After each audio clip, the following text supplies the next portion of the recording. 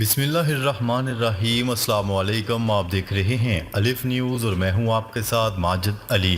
شامل کرتے ہیں آج کی آن لائن ہیڈ لائنز۔ امریکی تیل بردار جہاز پر یمنی مسلح افواج کے حملے۔ ایرانی خبرسا ادارے کی رپورٹ کے مطابق یمنی فوج نے بحیرہ احمر اور بحیرہ ہند میں کشتیوں پر حملے کرنے کا اعلان کیا ہے۔ یمنی فوجی ترجمان میجر جنرل یحییٰ صاری نے کہا کہ غزہ اور لبنان کے مظلوم عوام کے ساتھ یکجہتی کا اظہار کرتے ہوئے یمنی فوج نے سمندر میں 2 کارروائیاں کی ہیں۔ انہوں نے کہا ہے کہ یمنی فوج نے بحیرہ احمر میں امریکی تیل بردار کشتی اولمپک اسپرٹ پر بیلسٹک میزائلوں سے حملہ کیا ہے، جس کے نتیجے میں کشتی کو شدید نقصان پہنچا۔ دوسرا حملہ بحیرہ ہند میں ہوا، جس میں یمنی فوجی جوانوں نے میزائلوں کی مدد سے ایک کشتی کو نشانہ بنایا۔ لبنان میں جنگ بندی کے لیے یرغمالیوں کو رہا کیا جائے، اسرائیل کی شرط۔ اسرائیل نے لبنان میں جنگ بندی کے لیے یرغمالیوں کی رہائی کی شرط لگا دی۔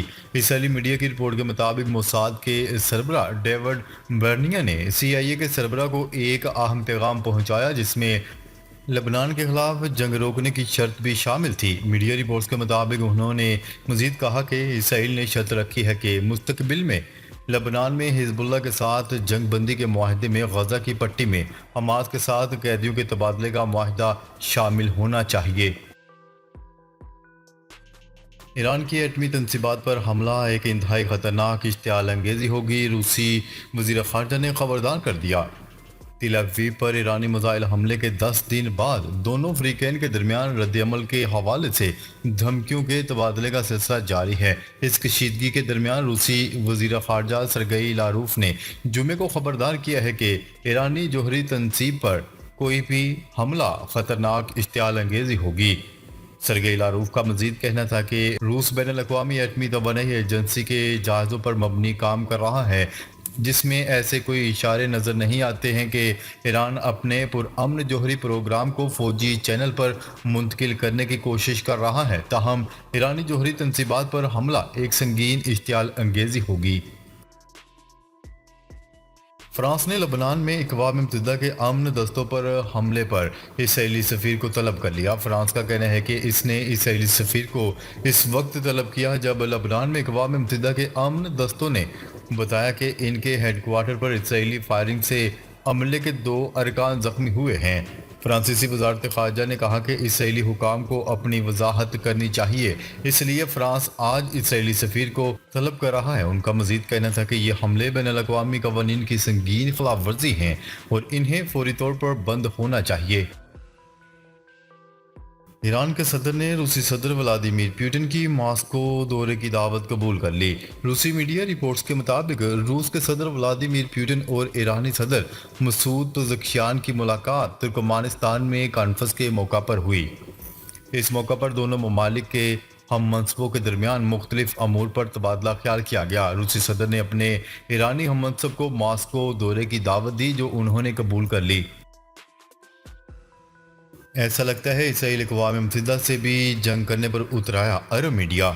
اقوام متحدہ کے امن دستوں پر حالیہ صہیونی حملوں پر عرب میڈیا کی رپورٹ میں کہا گیا ہے کہ ایسا لگتا ہے اسرائیل اقوام متحدہ سے بھی جنگ کرنے پر اترایا ہے۔ اسرائیلی فوج نے جنوبی لبنان میں اقوام متحدہ کے امن مشن کے زیر استعمال ایک نگرانی کے ٹاور پر فائرنگ کر دی، جس سے 2 افراد زخمی ہو گئے۔ اقوام متحدہ کے امن مشن کے سربراہ نے سلامتی کونسل کو بتایا کہ لبنان میں امن مشن کے اہلکاروں کی سلامتی اور تحفظ بڑھتے ہوئے خطرے میں ہے، کیونکہ اسرائیلی افواج نے ملک کے جنوبی حصے میں اقوام متحدہ کی چوکیوں پر فائرنگ کی، جس سے 2 افراد زخمی ہو گئے۔ بہت جلد اسرائیل کو مزید ہتھیار فراہم کریں گے جرمن چانسلر۔ جرمنی کے چانسلر اولف شولز نے اسرائیل کو مزید ہتھیار دینے کا اعلان کر دیا۔ غیر ملکی میڈیا کی رپورٹ کے مطابق گزشتہ سال 7 اکتوبر کو حماس کے حملے کے متاثرین کی یاد میں جرمنی کی پارلیمنٹ میں تقریب رکھی گئی، جس میں جرمن چانسلر نے جلد اسرائیل کو ہتھیار فراہم کرنے کا اعلان کیا۔ پارلیمنٹ میں جرمن چانسلر نے اپوزیشن کو جواب دیتے ہوئے کہا کہ ہم نے اسرائیل کو ہتھیاروں کی فراہمی نہ کرنے کا فیصلہ نہیں کیا ہے، ہم نے ہتھیار فراہم کیے ہیں اور ہم ہتھیار فراہم کریں گے۔ غزہ میں حماس کے ساتھ جھڑپ میں اسرائیلی فوج کی 3 اہلکار ہلاک۔ تل ابیب و غزہ کے شمالی علاقے میں آپریشن کے لیے جانے والے اسرائیلی فوجیوں کو حماس کے جانبازوں کی جانب سے شدید مزاحمت کا سامنا رہا ہے اور صہیونی فوج کا جانی اور مالی نقصان ہوا۔ اسرائیلی میڈیا کی رپورٹ کے مطابق فوج کے ترجمان کی جانب سے جاری بیان میں کہا گیا ہے کہ شمالی غزہ کی پٹی میں حماس کو دوبارہ منظم ہونے سے روکنے کے لیے کیے گئے آپریشن کے دوران 3 اہلکار مارے گئے۔ اسرائیل کی وسطی بیروت پر بھی وحشیانہ بمباری، 22 افراد شہید اور 117 زخمی۔ اسرائیلی فضائیہ نے لبنان کے دارالحکومت کے وسطی علاقوں میں حزب اللہ کے ٹھکانوں کو نشانہ بنایا ہے، جس میں ٹینک شکن میزائل یونٹ کے سربراہ کی شہادت کا دعویٰ کیا گیا۔ عالمی خبرساں ادارے کی رپورٹ کے مطابق لبنان کی وزارت صحت نے تصدیق کی ہے کہ اسرائیلی فوج کی وسطی بیروت میں بمباری میں 22 افراد جام حق اور 117 زخمی ہو گئے۔ بیان میں مزید کہا گیا ہے کہ شہید اور زخمی ہونے والوں میں زیادہ تر خواتین اور بچے شامل ہیں۔ 2 درجن سے زائد افراد کی حالت انتہائی نازک ہونے کے سبب ہلاکتوں میں اضافے کا خدشہ ظاہر کیا جا رہا ہے۔ لبنان کی صورتحال غزہ کی صورتحال میں تبدیل نہیں ہونی چاہیے، امریکہ نے خبردار کر دیا۔ امریکی محکمہ خارجہ نے خبردار کیا ہے کہ جنوبی لبنان میں اسرائیل کی فوجی دراندازی کو غزہ کی پٹی پر حملے جیسی صورتحال میں تبدیل کرنا قابل قبول نہیں۔ انٹرنیشنل میڈیا رپورٹ کے مطابق امریکی محکمہ خارجہ کے ترجمان میتھیو ملر نے ایک باقاعدہ نیوز بریفنگ میں اسرائیلی وزیر اعظم نیتن یاہو کے بارے میں پوچھے گئے سوال پر صحافیوں کو بتایا کہ ہم لبنان کی صورتحال کو غزہ کی صورتحال میں تبدیل ہونے نہیں دیکھ سکتے اور نہ ہی چاہیں گے، یہ یقیناً قابل قبول نہیں ہوگا۔ اسرائیل کے غزہ کے پناہ گزین اسکولوں اور بیروت پر حملے، مجموعی طور پر 92 افراد شہید۔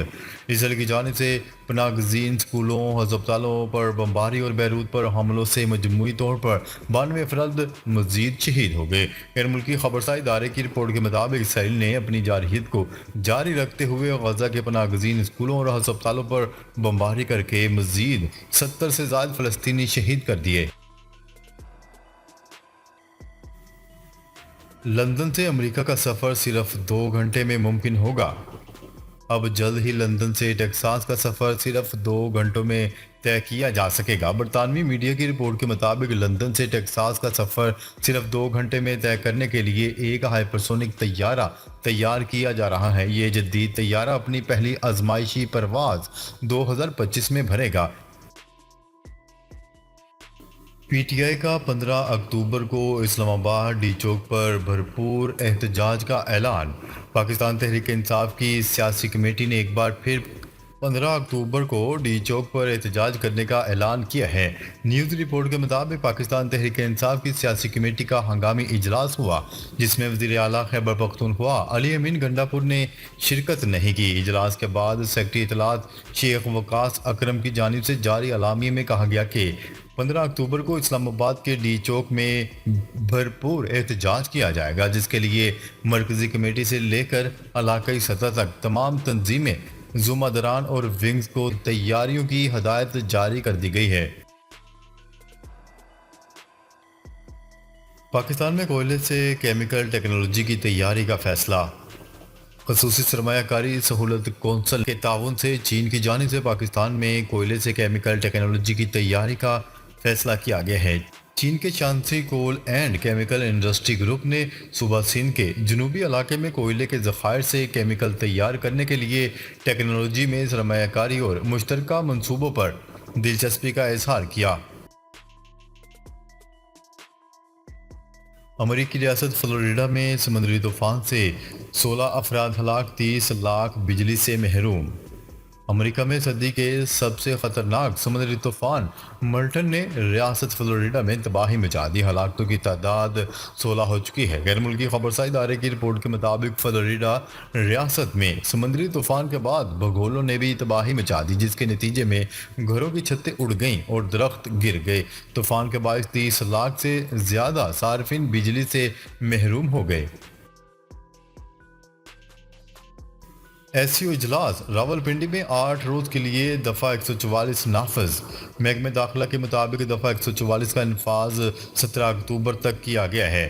اس کا مقصد شنگھائی تعاون تنظیم سربراہی اجلاس کو محفوظ بنانا ہے۔ راولپنڈی میں ہر قسم کے سیاسی اجتماع، دھرنے، جلسے اور مظاہرے، احتجاج اور ایسی تمام سرگرمیوں پر پابندی عائد ہوگی۔ اس کے علاوہ راولپنڈی کی حدود میں ڈبل سواری، ہوائی فائرنگ، کبوتر بازی، ڈرون اڑانے اور لیزر لائٹس کے استعمال پر بھی پابندی عائد کی گئی ہے۔